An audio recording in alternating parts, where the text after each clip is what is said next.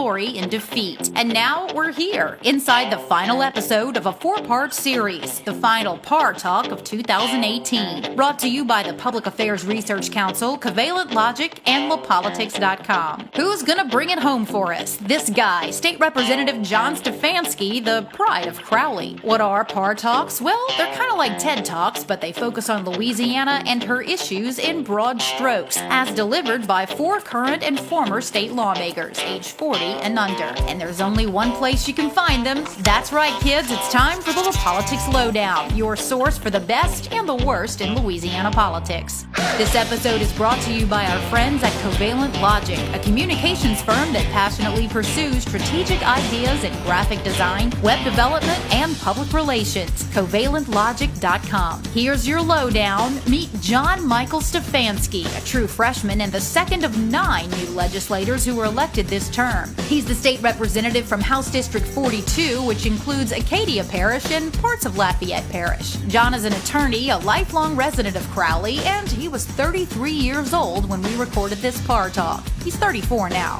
John is an avid hunter. You may remember him from an earlier episode of The Lowdown, and he also coaches youth basketball in his spare time. So here's John's version of a Par Talk, during which he explores the concept of community, both the ones we live in and those that are web-based. Thank you. It's an honor to be able to talk to you today and be able to present. I'm from Crowley, Louisiana. That's a pretty small little town, and we have one fan at least. But when I finished up with law school, I made the decision to move back. Didn't know how long I would be there. Actually thought it was just going to be a little stepping stone. I'd go work for the family law firm and then transition on maybe to something bigger and better. Well, 8 years later, I'm still there. And one of the things about growing up in an area like that and moving back is you feel a responsibility, and you feel like if you're going to live there and work in a community, you need to try to make it better. And so when the opportunity came up to run last March, I jumped on the opportunity, was lucky enough to get elected, and am the first Republican in that seat since Reconstruction, or so I've been told. So kind of a big deal for the Republican Party, and I've enjoyed every second of it. But what I wanted to talk to you today about was something that the millennials, Julie certainly knows well, and maybe I've learned a little bit, social media. You know, one of the first things I decided to do when I decided to run, I talked with my family, I made the final decision, and I can remember sitting in my office and going, okay, so what do I need to do? I need to create a Facebook page. I need to be able to touch as many people as possible with a clear, concise message, and then put a face to that message. So it's really one of the first things I did when I announced I was running. And that was invaluable. It's amazing how many people you can touch through that mechanism. And social media has not only changed the way we run for office, but it's really changed the way we legislate and how things work at the Capitol. I remember the first day or first week at the Capitol after I was sworn in, I saw everybody pulling up their computers and they were talking about news articles, and everything was from Twitter. I was 32 years old. I've never been on Twitter before. You know, and my age group was probably the ones that made it popular, but I'd never seen a need for it. Didn't see the purpose. None of my friends were on there really, and but I quickly realized after being at the Capitol for a short period of time, that's where all the news comes from. And if you're not on Twitter and you're not paying attention to it, you're going to be last getting the news. So I quickly got on that, and it really has transformed the way I legislate. Most of the time, if you see me with my computer open, and half the time with my phone open, I'm following the hashtag to see what news is being reported about on the state and in the legislature. Sometimes as soon as you go and talk about a certain issue, by the time you sit back in your chair, someone has tweeted about you and made a certain comment about what you said. So in my opinion, it's drastically changed the way we legislate and the way we do certain things. Almost everything we do at the Capitol is recorded. From committee meetings to the House floor, there's always a camera around. Everything's videoed. We're constantly being filmed, and that information is being put up on the internet. Well, what that does, it, number one, makes everything permanent. But number two, it creates a tremendous amount of transparency in the legislature. People are involved and can be involved in every step of the process, depending on how interested you are. And for me, that's a good thing. Now that word transparency is thrown around the Capitol a lot as well. It's thrown around for different reasons depending on what side you're on. You know, it's used a lot recently to champion a spending accountability website. And then the adverse can be possible to use to try to defeat a tax increase. So transparency is one of those big words that's used a lot. But there's no doubt that social media and media in general, in the way it's going, has created a tremendous amount of transparency at the Capitol. One of the things it's done is your votes. Gone are the days to where you wake up the next morning, you open a paper, and you go, oh, look, this is how someone voted. The second you vote, that is reported on, it's put on the internet. There's no running and hiding from your votes anymore. In fact, I would argue that the nightly news is actually obsolete now, the way the news is reported at the Capitol. The instant something's done, up to the minute and the second, it's automatically put online and you can read it. And your constituents can read it as well and make comments on it. So a tremendous amount of what's changed here at the Capitol. That also brings us into another talking point, which is fake news. We live in the world of fake news today. It's prevalent. It's very prevalent on social media. With all this new information, with all these recordings, with all this stuff being reported on and instantly put on the internet, we're tasked with deciding what's true and what's not. Often the first person to put their narrative is the one that's going to catch the most fire. And then we know negative news, in my opinion, travels much faster than positive news. So your modern day legislator is tasked with constantly policing this and constantly making sure that his constituents get the actual true message. So it's very important to stay on top of that, very important a message. So the future, you know, the part of this conversation was just talk about the future and where we're going. I see us going ever and ever more transparent. I believe the future of Louisiana, the future of Louisiana politics in general, is going to be more transparent. And that's a good thing.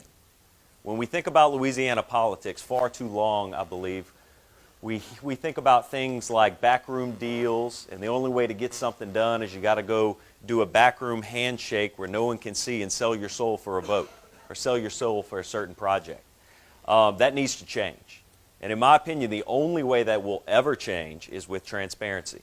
We have to get things out in the open. There can't be secrets about big ticket issues that constituents and the people of Louisiana are concerned with. So I see it going that way. I see more transparency in Louisiana. The second thing, which we're already experiencing now, is the way constituents interact with us. A constituent sitting at home can watch every step of the legislative process live, can watch it being reported on live and up to the minute. So it's incredibly interactive depending on how interested you want to be, which is a good thing.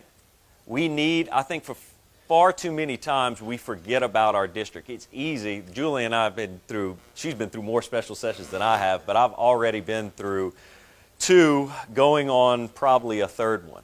And it's easy to lose touch with your district. It's easy to get caught up in Baton Rouge and caught up in living in places that aren't your home, not around your family, not around your regular constituents. And unless we have that constant interaction and are held accountable with our constituents, it's very easy to lose touch. So I see it going more in that direction as well. I'll tell you this, it used to be if you wanted to contact your legislator, you were passionate about an issue. I'm going to go make sure my guy votes this way. Well, you could either give him a call or you could walk and go visit him in his office. Then we had email. Email's easy. You can send an email. This is my position. This is what I want to do. Now, with my experience, that's totally changed. I get more messages off of Facebook Messenger, direct messages on Instagram, and through Twitter than I do on emails. And to be honest with you, the most detailed messages I get about specific issues that are important in my district are on Facebook. By far, I get the most messages on there. And it gives me the ability to immediately be able to reply to them and have others interact on that message. It really gives you a great pulse of what people back home are thinking. One other interesting thing that we're starting to see is the advent of these video messages. So you're seeing a lot of politicians now with nothing more than a cell phone and an internet connection take a video and instantly, in very crisp, clear quality, be able to post that and give a message about a certain issue. I think that's great, and I think we're going to continue to see more of that because it is extremely effective and it's extremely popular. But this brings another issue I see in the future. Most candidates, when they decide to run, they involve some sort of media, and most of that is TV commercials. So you might see a new politician, I was one of them, get up there and tell you everything that's wrong with Louisiana. This is wrong, we need to fix A, B, C, D, and E, and I'm your guy to do it. I'm going to fix all of these problems if you would only elect me. The problem with that is, with all these videos, in my opinion, is you go out there and you put your stance out. Very easy for pretty much anyone to compare those two videos, edit those two videos, put them side by side and say, you haven't been living up to your promises. Don't tell me about what's wrong with everyone else, but what have you done to solve these issues? I see that coming in our future as well. But it is amazing to see how far we've come in the past just 10 years. From the palm of your hand, I'm sure most of the people in this room are aware, you can watch live every single thing that's going on at the Capitol. Then you can watch all the comments, and you can comment. That's a tremendous amount of power that we've really developed over the last 10 years. What's the next 10 years going to hold? How much more interactive are we going to be able to be? How much more transparent? How much are interested parties, what else are they going to be able to do to get involved in the process? I think the possibilities really are endless. And I'm trying to be a little brief because I know we're pressed on time, so I'll leave you with this. As I was thinking about what to talk to you today about, I kept thinking back to my home district and where I came from. And Crowley's a small town. It's 13,000 people. I still live there. I live in the center of the city. And every time I go home, people constantly question me about core values. And they say, what are you doing and what's the legislature doing to bring core values back to Louisiana on what we think is important? And that's one of the things that I find my city a little unique in. We know exactly who we are and we're relatively proud of it. And in my opinion, my hometown has never been willing to sacrifice its core values for progress. And it's probably one of the reasons we're stayed smaller and stayed how we are. But when I talk about core values, what do I mean? I mean things like the family unit. I mean things like treating people how we want to be treated. Men respecting women, women respecting men. Respect in general. Respect for our teachers, respect for authority, respect for our parents. Having pride in Louisiana, being proud of where we came from and how we got here. Being proud of the United States in general and being proud of where we're going in the future. I think I've talked a lot about social media, I've talked a lot about media and technology, but with progress, which I want to be on the forefront of, I want to bring Louisiana to the next stage to where we can talk about being ranked high in categories that we're proud to tell other people, rather than high in categories that we're embarrassed and trying to fix. But I think we can't do that without remembering about our core values and what makes us so special here.